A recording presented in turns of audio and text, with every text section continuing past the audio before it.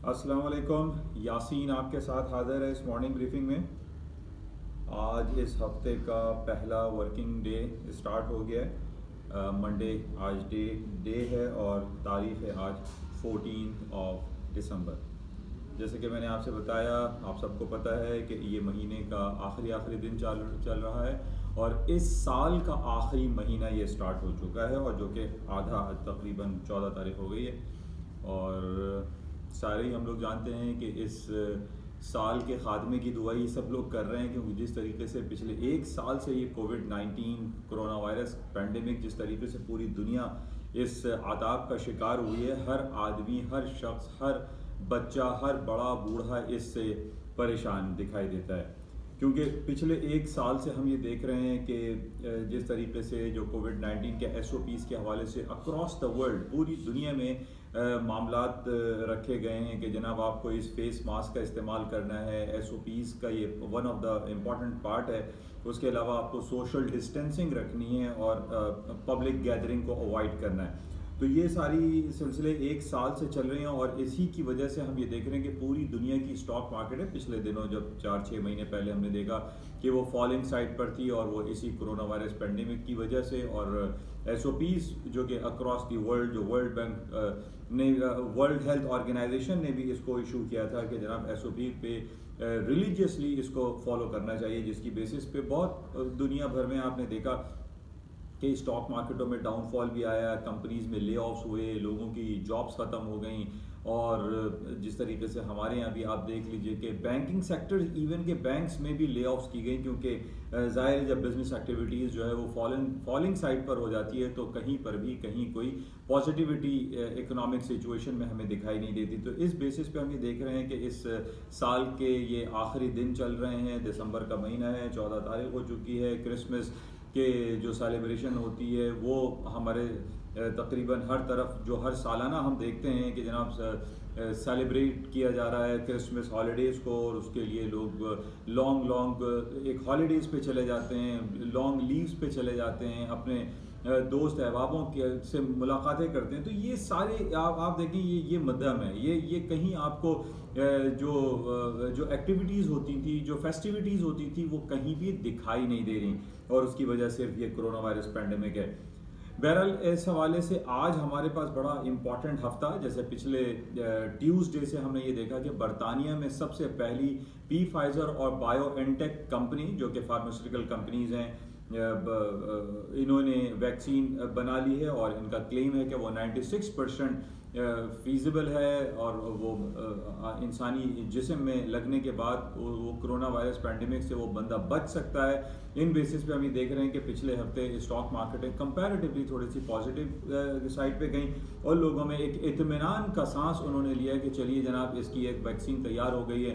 क्योंकि पिछले 8-9 महीने से या साल भर कह लीजिए कि जब से ये कोरोना वायरस पैंडेमिक का सिलसिला हुआ तो बड़ी बड़ी कंपनीज ने ये दावे तो ज़रूर किए कि जनाब उन्होंने एक वैक्सीन बना ली है, लेकिन उनके दावे धरे के धरे रह गए, जिसमें मॉडर्ना कंपनी है, चाइना की बड़ी कंपनीज हैं, इंडिया की इवन कंपनीज हैं, पाकिस्तानी कंपनीज ने क्लेम किया था कि जनाब हमने कोरोना वायरस पैंडेमिक की दवा या वैक्सीन बना ली है, लेकिन वो इतनी ज़्यादा कारआमद नहीं हुई।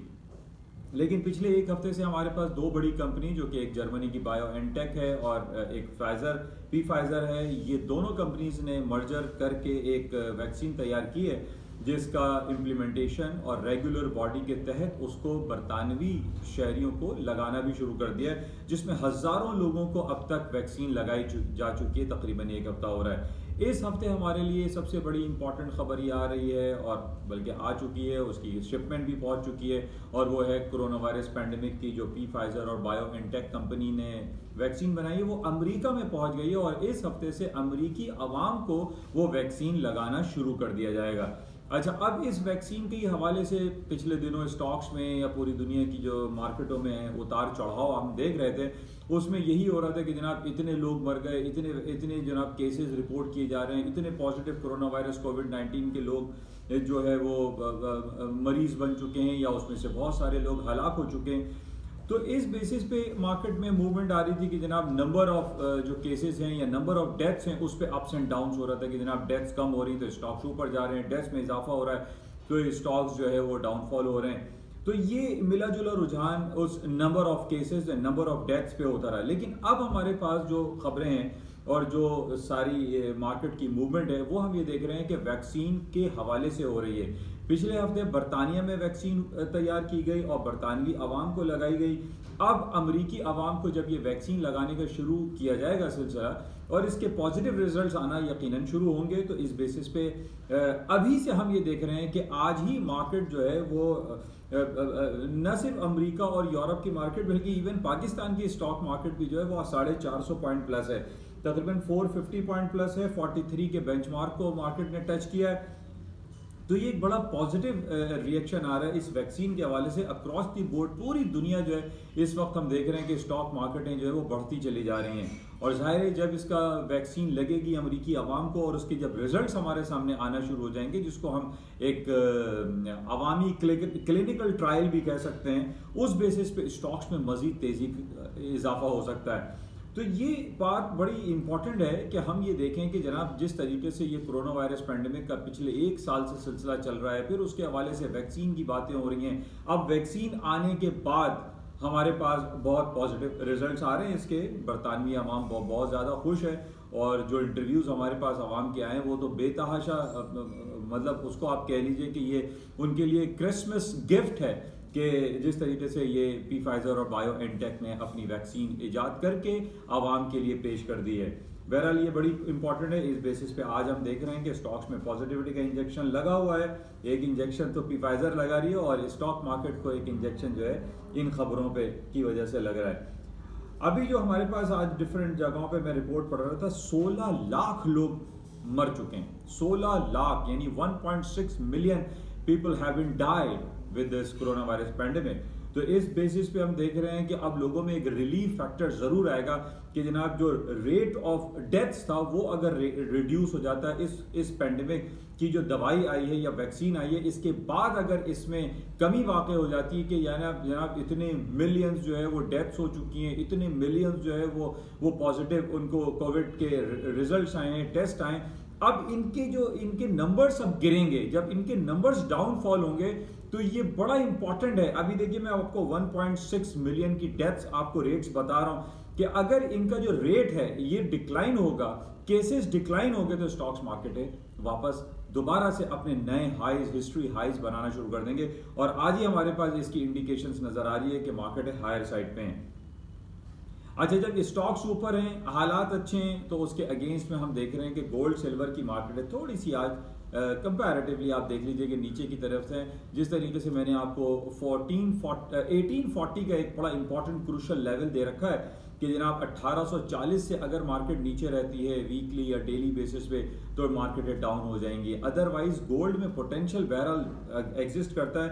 गोल्ड की मार्केट इतने डाउन साइड पे नहीं दिखाई देती। उसकी दूसरी वजह जो मैं आपको पिछले हफ्ते भी मैंने बताया था कि FOMC federal open market committee की मीटिंग इस हफ्ते होगी बरोज बुध रात के 12 बजे इसका रिजल्ट अनाउंस हो जाएगा और इस साल की आखिरी मीटिंग होगी और इसमें कभी इम्कानात दिखाई दे रहे हैं कि अमेरिका अपना इंटरेस्ट रेट, अपना शरह सूद मनफी दर्जात तक लेकर चला जाएगा। अब इन मनफी दर्जात पे जाने के बाद आपको ये मालूम होना चाहिए, और मैं गाहे बगाहे आपसे जिक्र भी करता रहता हूं कि स्टॉक मार्केटों में पोटेंशियलिटी का इंजेक्शन लगता है जब भी इंटरेस्ट रेट, शरह सूद को घटाया जाता है और सोने चांदी की कीमतों में इजाफा होता है। अच्छा, इसी बेसिस पे आज आप देखिए कि सोने चांदी की कीमतें एक स्टैंड स्टिल हैं, रुकी हुई हैं, 1840 के नीचे हैं। लेकिन दूसरी तरफ आप ये देख रहे हैं कि आज तेल की कीमतों में इजाफा है, $47 के ऊपर चल रहा है।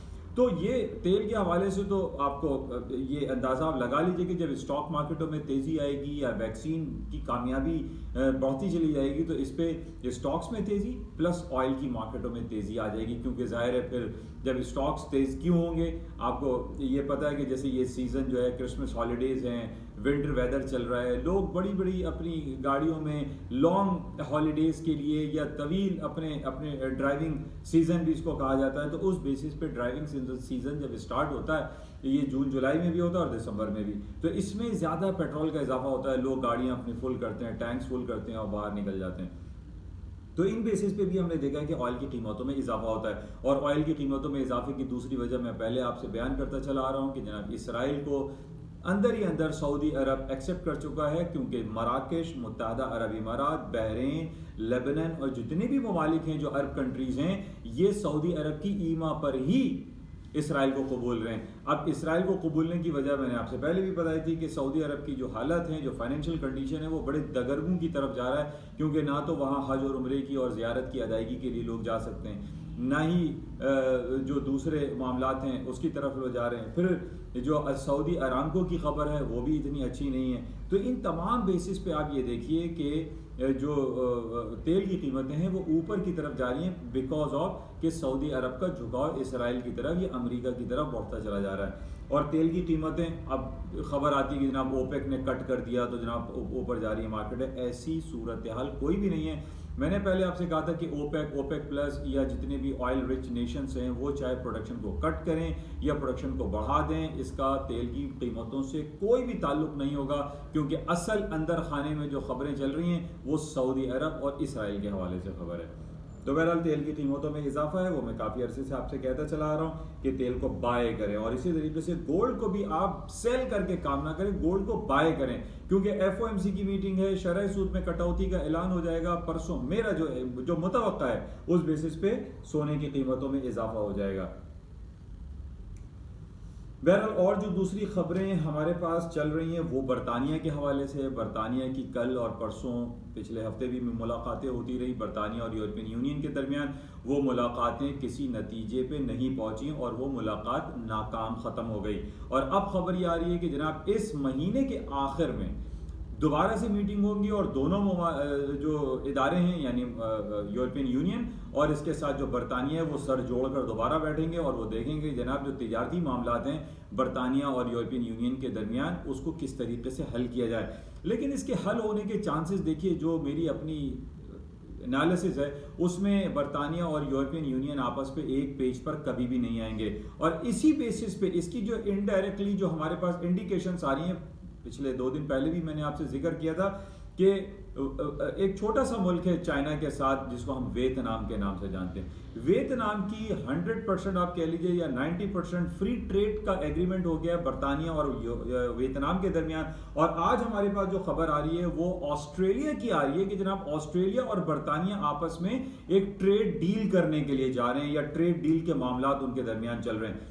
तो मैंने आपसे पहले भी ये कहा था कि ज़रूरी नहीं है कि बरतानिया यूरोपियन यूनियन के साथ चिपका रहे, कि जनाब यूरोपियन यूनियन से अलहदा हो जाएगा तो वो तबाह हो जाएगा, आइसोलेशन में चला जाएगा, परेशान हो जाएगा, लोग भूखों मर जाएंगे। ऐसा कुछ भी नहीं है, क्योंकि दुनिया में सिर्फ 29 कंट्रीज यूरोपियन यूनियन के नहीं है, rest of the world 196 countries पूरी दुनिया में, उसमें से 196 को निकाल दीजिए तकरीबन 160 कंट्रीज बनते हैं। तो 160 कंट्रीज के साथ वो अपनी ट्रेड डील कर सकता है। बरतानिया के पास पूरी दुनिया खुली हुई है, इसमें घबराने की जरूरत नहीं है। इमरान खान साहब ने भी कहा है कि घबराना नहीं है।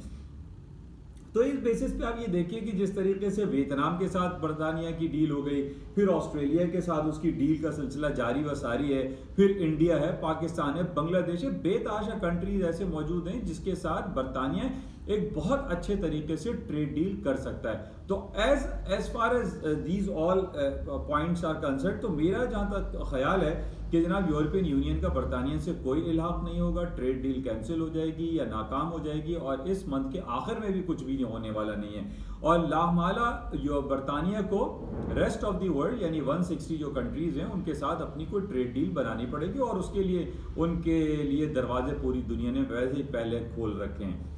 तो बहरहाल इस बेसिस पे कि जनाब अगर यूरोपियन यूनियन से कैंसिल हो जाती है, नाकाम हो जाती है ट्रेड डील और जनाब रेस्ट ऑफ द वर्ल्ड में बरतानिया जो है वो अपनी इंपोर्ट करेगा अपने डिफरेंट उसकी जो नीड है, उस हवाले से आज हम देख रहे हैं बरतानवी करेंसी अपने स्ट्रॉन्गर साइड पे है, 1.3350 के बड़ी मार्केट चल रही।